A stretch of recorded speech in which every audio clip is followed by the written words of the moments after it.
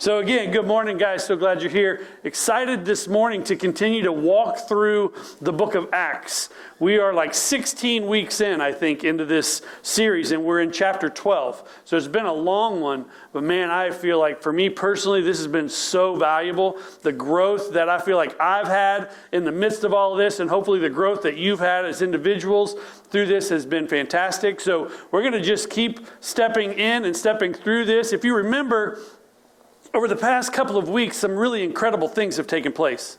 We watched Peter go into Caesarea and talk to Cornelius, and then all of a sudden he's opened up this idea that the salvation is for Gentile people and not just for Jews, and it was this completely mind-blowing experience for people. As a matter of fact, if you remember last week, they were mad at him because he went and he talked to these people that they really kind of saw as dogs. They were just like these Gentiles, they're like dogs. And then, I really wish I had watched this movie a week before, because I'd have had a lot more, maybe a more pertinent and maybe more, deliberate analogy. But if you've watched the movie, The Jesus Revolution, you're seeing the exact same kind of thing play out there, where Peter went to teach the Gentiles and that they could then have salvation, is a lot like when Chuck Smith opened his doors to the hippies and all of these hippies started pouring into his church. And there was this group of people who were like, I don't really like that. They're making our carpet dirty because they're walking around in bare feet. I don't like what's happening here. And wow, that's almost exactly like I see that. And I thought, man, this is so much like what Peter dealt with when he came back after talking with Gentiles. He had this bit of really abrupt wall that was put up in front of him. Now, if you saw what happened with Chuck Smith in the movie, he sat down at the door and he washed the feet of the hippies as they came in to his church so that he could satisfy those folks who didn't like the fact that they were coming in barefoot. But also, man, what an incredible act of service. And what an incredible act of showing love in a really, really unique but yet practical way. Really beautiful. So we've seen that happen. A few weeks before that, we read about where Paul, still known as Saul, where Saul was on the road to Damascus, and he encounters Jesus on the road to Damascus, and his life is forever changed because of this encounter. So we've seen some incredible things take place here just over the last couple of weeks. And it's not going to stop today. Like, as we continue to dig in, it's not going to stop today. These incredible things, the way that God is moving through people's lives is phenomenal, and it continues today. And here's how it starts. It starts this way. So we're going to be in chapter 12, starting in verse 1, book of Acts. It starts this way. It was about this time that King Herod arrested some who belonged to the church, intending to persecute them. So King Herod, real quick, just a little history lesson. There are a lot of Herods throughout history. Herod the Great is the one who had all of the boys killed around the time of Jesus. If you remember the story of Jesus, this is the idea here. All of those young boys were supposed to be killed 2 years and younger. And that was Herod the Great who was trying to kill them. But then we find out a little bit later, there's another Herod who is in charge when Jesus goes through his trial. This particular Herod that we're talking about today is Herod Agrippa, and he is the grandson of Herod the Great. You can see where I got that mixed up. He's the grandson of Herod the Great, and he's the nephew of the Herod who was in charge of the trial when Jesus was convicted and put on the cross. Man, this is incredibly, what a really awesome family. Like, these are not people you want to hang out with. This is a group of people they're murderous. They're horrible. And this guy now is like, all right, he's a friend of Jews, so he likes Jewish people, but he was not a fan of Gentiles. So the fact that this movement is now happening into the Gentile nation, and Jews are really mad that Gentiles are now coming to know the way, or now, as we learn, we're now known as Christians, first at Antioch. He's not happy about that. So he decides, I'm going to take this into my own hands. This persecution had taken place when Saul was still there, and then he comes and gets to know who Jesus is, and then all of a sudden he comes to know Jesus and everything settles down. But now there's this time where it's like there's been peace, But now there's this really hard time is coming again. Persecution is coming again. It's all about to take place. And Herod is the linchpin in all of this. He decides, I'm going to arrest a bunch of them and I'm going to persecute them. That's what we're going to do. We're going to arrest them and we're going to persecute them. He had James, the brother of John, put to death with the sword. James, the brother of John, is one of Jesus' 3 tightest guys. If you remember when Jesus went up and the transfiguration happens, Peter, James, and John are the 3 that are there. This is one of Jesus' tightest group. He had 12, but he had 3 that he was super tight with. Many of you may have that same kind of thing. Like you have 12 people who you think you're really close to, but then there's a smaller, more intimate group of people like that you're really tight with. So Herod went after one of the 3 primary apostles. One of the 3 guys that was the closest to Jesus, and he had him killed. When it says by the sword, typically that means they beheaded him. So James, his brother now has just died, or James has just died. John, if you remember, James and John, they were kind of, at one point, kind of jockeying for position in the kingdom. Do you remember this? Where they're jockeying for position in the kingdom. But yet, instead of going to Jesus and saying, Jesus, will you put us at your right and left hand? They had their mom do it. Do y'all remember this story? And Jesus was like, I don't know if you can drink of the cup that I'm going to drink of. I'm not sure you can deal with the things I'm going to deal with. And now we're finding that James absolutely had to do that. We do learn later about John. John, although they try to kill him multiple times, he's the only apostle that is not martyred for Jesus. He tends to, we believe, die of old age. It's crazy. So they go after James. They kill him. And this is when Herod saw that this met with the approval among the Jews. Of course, Jews are not liking these people. The Jews approved of the fact that he had just beheaded him. And then he proceeds to seize Peter also. The other one of Jesus' tightest group. Let me get Peter now. I'm going to go get him. He's the one, that Jesus said, upon this rock, I'm going to build this church. Like, let's go get Peter now. So he goes out and they seize Peter. And they bring him and they put him in prison. It says this happened during the festival of unleavened bread. This is known as the Passover. After arresting him, he put him in prison, handed him over to be guarded by 4 squads of 4 soldiers each. So that he has 16 soldiers that are watching over him, probably 4 at a time, doing maybe 6-hour shifts. I'm sure Herod knew about Peter's last miraculous escape from prison, where all of a sudden Peter was there, he's in prison, next thing you know he's out in the colonnade and he's preaching again.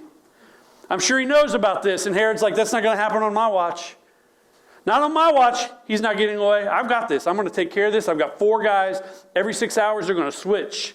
These are going to be 4 guys that are going to be very, very prepared to watch over this guy. My 16 best guards are going to be keeping an eye on him. Herod intended to bring him out for public trial after the Passover. So he was waiting because it would have been very uncustomary to kill someone during Passover. However, we do know that Jesus, being the Passover lamb, was indeed sacrificed during Passover, which is another amazing piece of that story. Verse 5, so Peter was kept in prison, but the church was earnestly praying for him. They were earnestly praying for him. That word earnestly there can also be translated in a couple of different ways. The idea is like intentionally, very intently, earnestly, just being like, man, they were in prayer with really one thing in mind, and they were just simply praying for Peter. They were praying for him, intently praying for him. The night before Herod was to bring him to trial, Peter was sleeping between 2 guards. I find that interesting. Do you find that interesting at all, that Peter was sleeping between 2 guards? He's chained to 2 people. The next day, he's going to go be put on trial.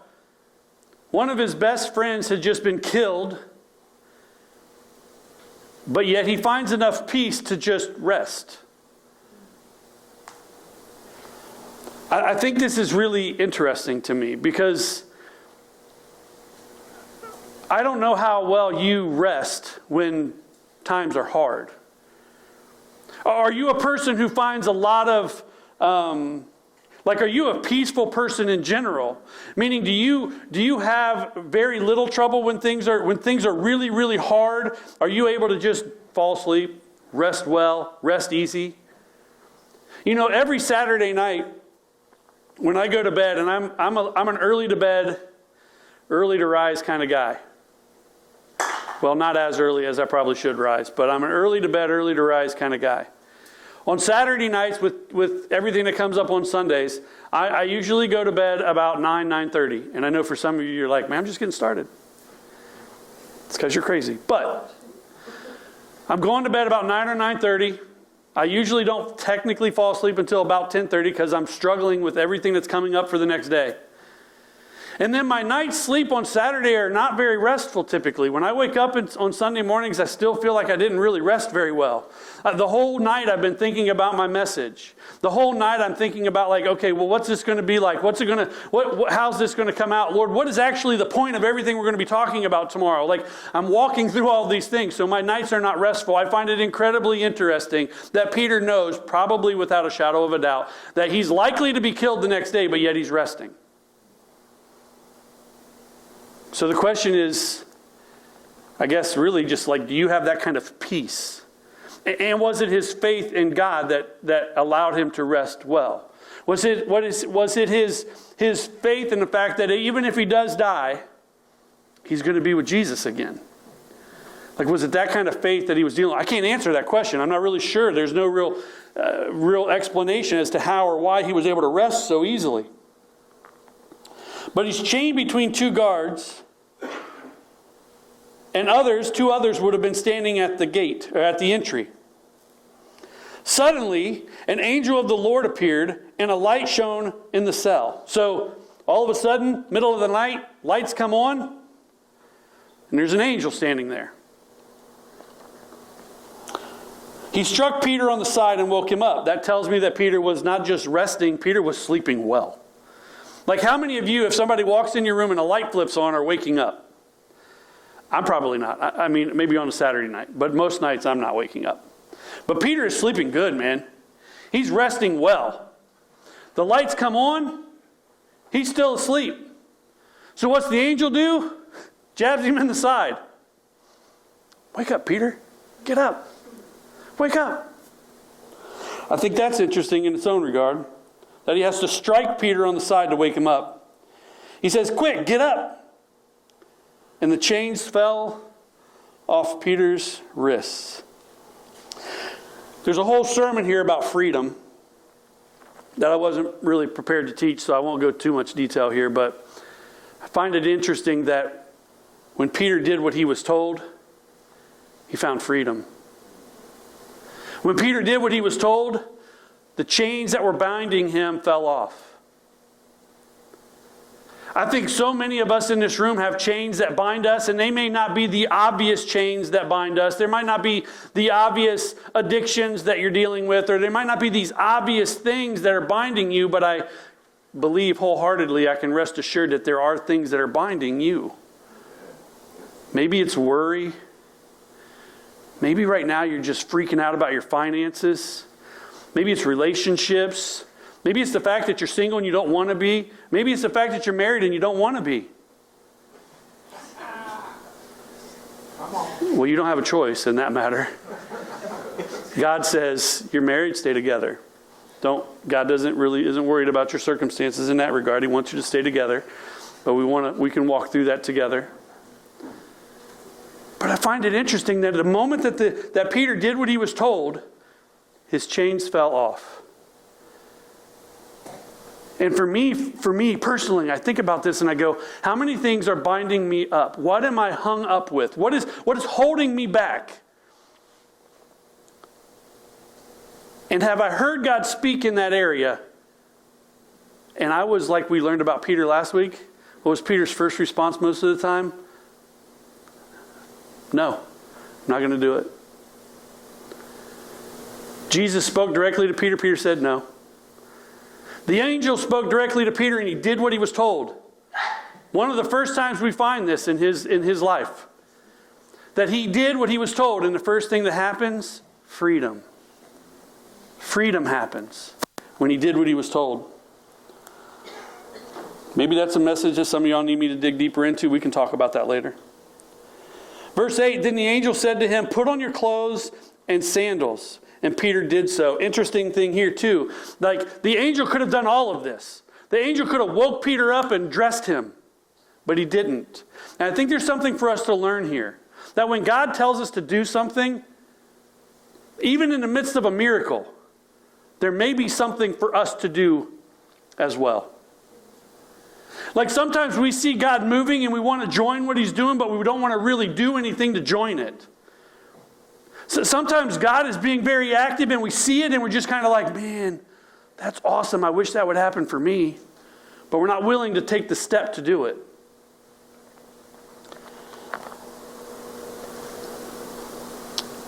It says, wrap your cloak around you and follow me, the angel told him. Peter followed him out of the prison. But he had no idea what the angel was doing, or what the angel was doing was really happening. So he's thinking maybe he's having a dream. He thought he was seeing a vision. And then verse 10, they passed the first and second guards and came to the iron gate leading to the city.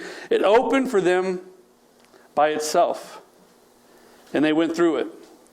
When they had walked the length of one street, suddenly the angel left him. Again, I think there's something here that we can really dig into. The idea that we have, God has told us to do something. We did it. Freedom comes along. We have somebody who walks alongside of us for a season, but there comes a point where you're going to have to stand up and do some of this on your own. Maybe it's getting dressed. Maybe it's wrapping the cloak around your body. Maybe it's simply at some point your supporting cast might not be right by your side. At some point, you might find yourself feeling a little bit alone, but can you still proceed? Can you still do what God has called you to do? And I think there's definitely something there. Then Peter came to himself and said, now I know without a doubt that the Lord has sent his angel and rescued me from Herod's clutches and from everything the Jewish people were hoping would happen.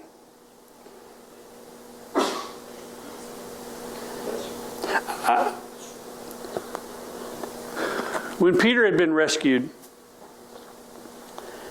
do you think there was any point where he wondered, why me? Do you think there was a point where Peter was just kind of wondering, why me, Lord? Why would you send an angel to come in and save me? Why would you send an angel in to help me, but yet my friend James you didn't send an angel in to help him? God, is that fair? Is it fair that you would let my friend die and you didn't send the angel to help him? You didn't rescue him. You didn't drop the chains from him. You didn't have anybody open the city gates for him. You just let him die. God, why would you do that? I don't understand. But then I wonder if he says, God, why me? Why would you save me? We sing a song around here every once in a while, and the lyrics say something like, I'm not dead, so you're not done. I'm not dead, you're not done. Greater things are still to come. And I think it's incredible when I hear this and I read this and I think, man, I wonder if Peter was thinking that. Okay, God, you saved me. I was going to die today and you saved me. Now, God, what is next? What is next? And I wonder if Peter at any point in this time was thinking, okay, now what is my purpose? I tend to believe Peter was probably not questioning what his purpose was. His purpose was very clear and it had been spelled out very clearly. But I wonder if any of you in this room would ever question this. God, why me, God? Why me? Why would you have chased after me? Why would you have sent people into my life to reach me? Why was my life so important to you that you would save me? What is it about me, God? And then I would ask this question. Do you know your purpose? Do you know why God has saved you? Do you know why He sent Jesus to die for you?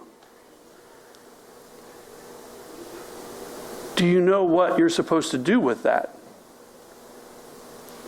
Now, I want to be very careful here because I do think that in a lot of times Christians have been sold a bad bill of goods.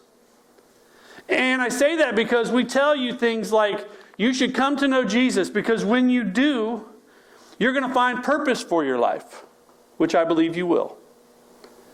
But I also think that we say things like, you're going to be able to be a part of a family, which you can be. Like we tell you all of these amazing things that will happen for you. But we see this incredible outflow of people from the church because the things that have been promised to them, they're not seeing them come to fruition. But you know what that we can say to them is this, plain and simple.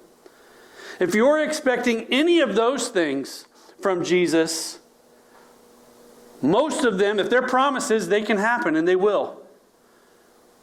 But the reality is we do not believe or we do not want to be saved. We do not want to be all of these things for the things that are yet to come. We want to be saved for what Jesus has already done. And if we're focused on the things that He might do for us, we're missing it. And there's so many churches that are saying, if you do this, you do A, you'll get B. You do C, you'll get D. And if you're really good, you might do A and get D anyway.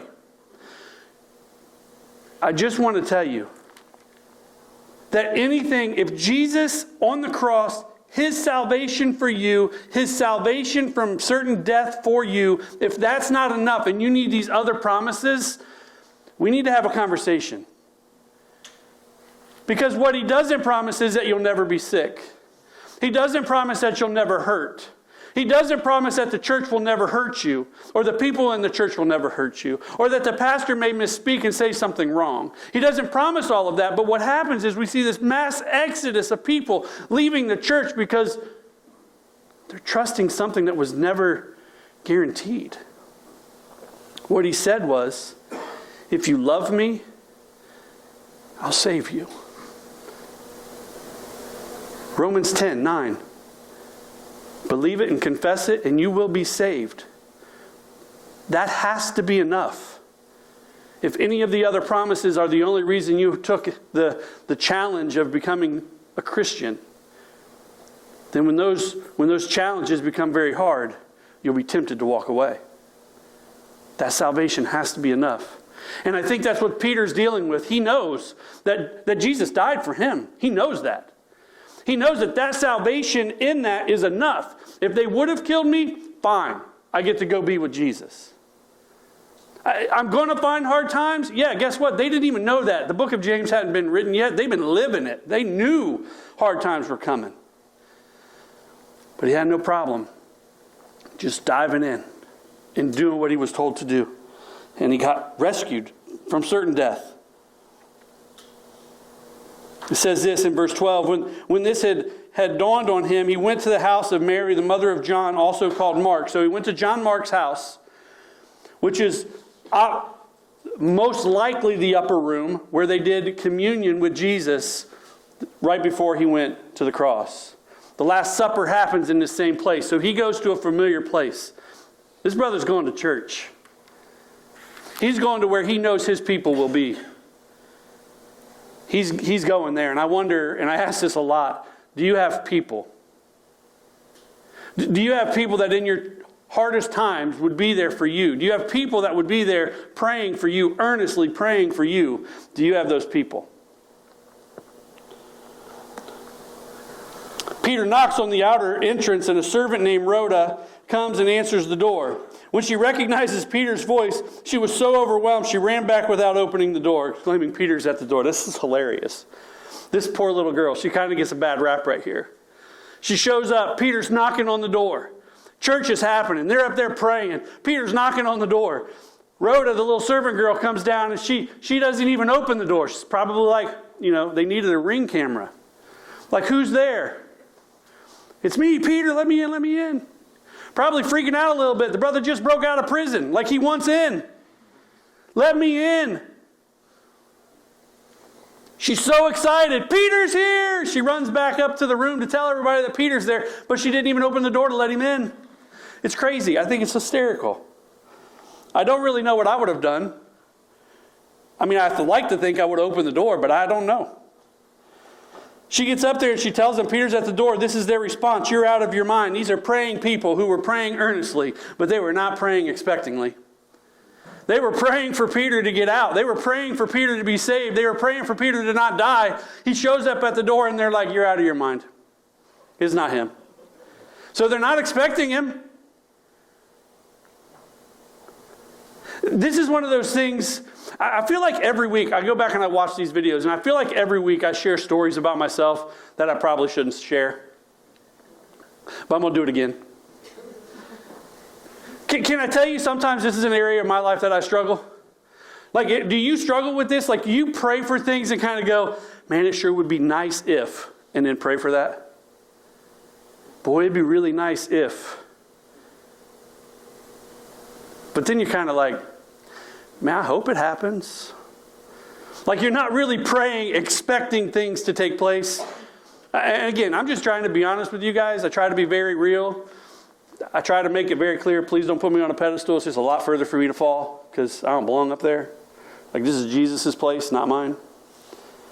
So I wonder if you guys ever fall into that same trap where you're praying for something, but it's like, I mean, it would be really nice. God, it would be really nice, God, if.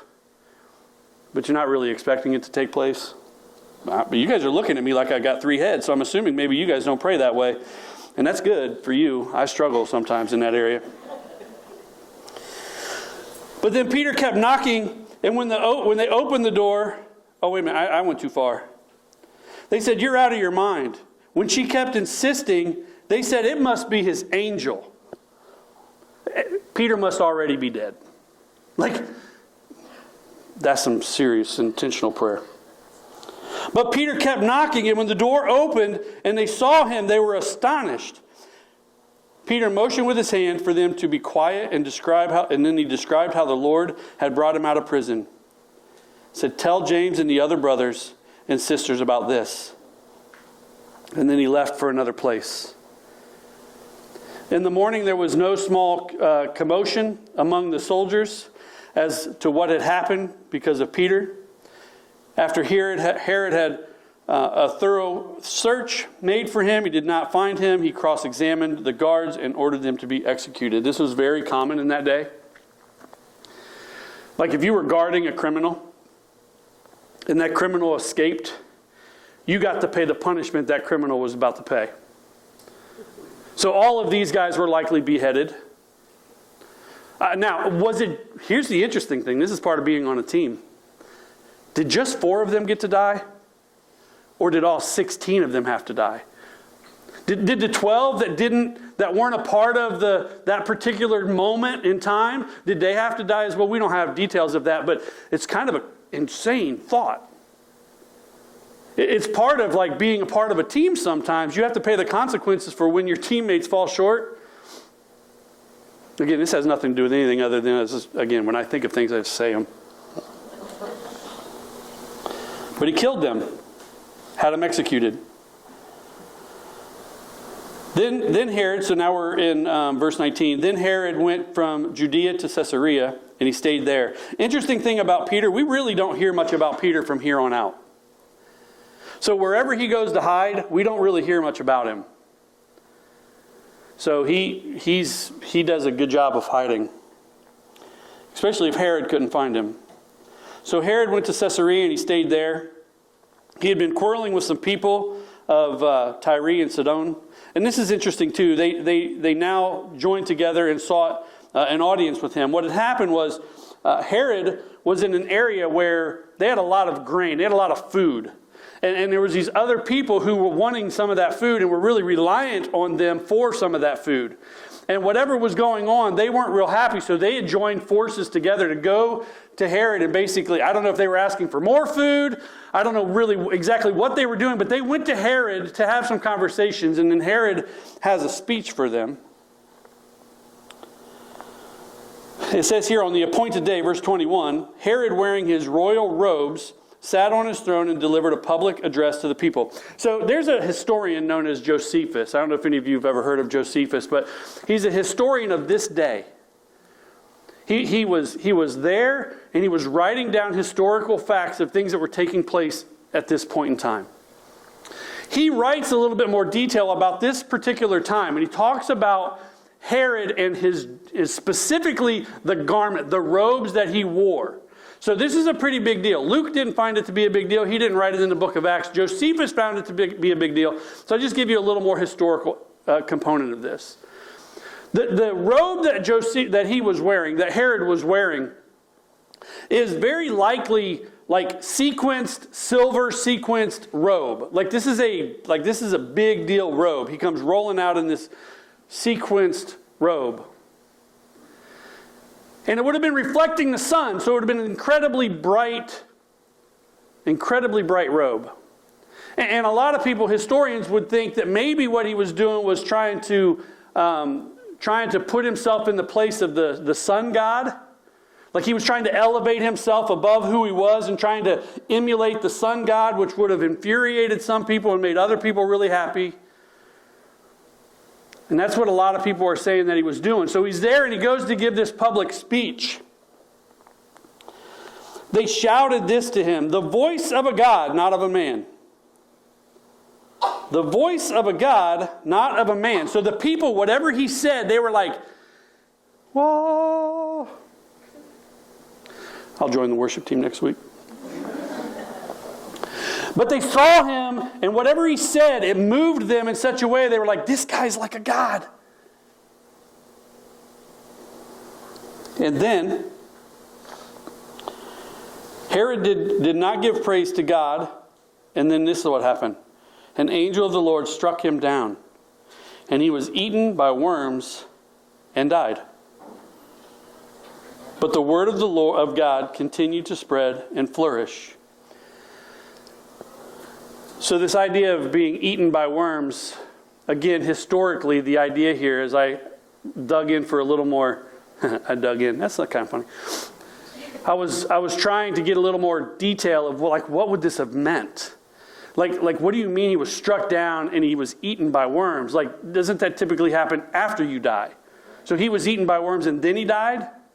Well, what the historian would say is it's very likely that he had a parasite. Now, was that given to him when the angel struck him? I do find it interesting that the angel strikes him and he dies out of disobedience, but yet he strikes Peter. Peter's obedient. He finds freedom. Oh, there's a correlation there, I think. But the very likely is whatever it was, this ailment that he had, that maybe the angel gave him, whatever took place there, they said it could have been a parasite, like tapeworm of some sort. And he was being eaten from the inside out, and ultimately he died. And Luke being a physician, doesn't give a lot of detail here, which is surprising. But Josephus does write that this is about a 4-day process of him being eaten by worms and then dying. Man, that's horrible. That's horrible. If there is indeed a correlation to being struck in the side and being obedient and you get freedom, or being struck in the side, told to do something and you don't do it and then you die of being eaten by worms, man, I'm going with freedom, please. Like, can I just get some freedom?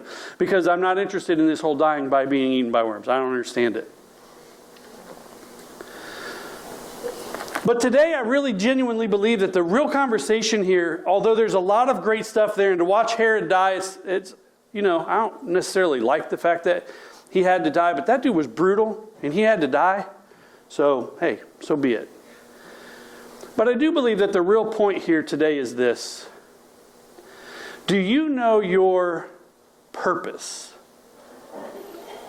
Because if you are still here, you have a purpose.